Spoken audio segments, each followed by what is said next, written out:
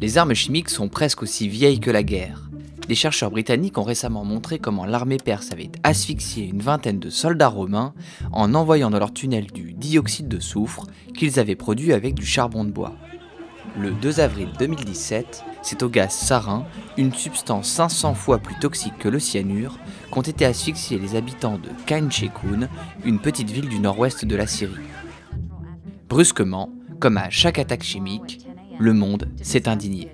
It was a slow and brutal death for so many, even beautiful babies. Les armes chimiques auraient donc tendance à provoquer plus de réactions de la communauté internationale que les bombardements classiques, alors même que ceux-ci sont parfois beaucoup plus meurtriers.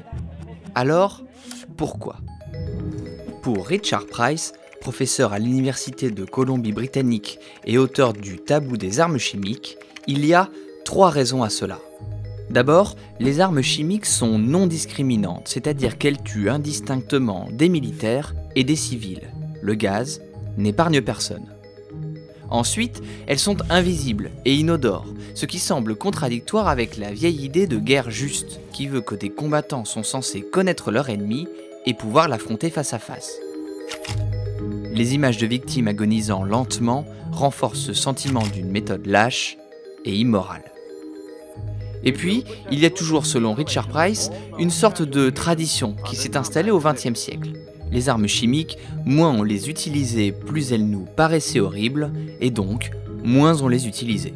Même Hitler, qui en avait pourtant un stock gigantesque, s'y est refusé sur les champs de bataille.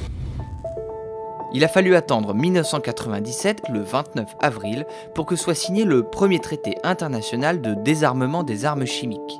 Aujourd'hui, la Convention interdit à la fois le développement, la production et le stockage d'armes chimiques.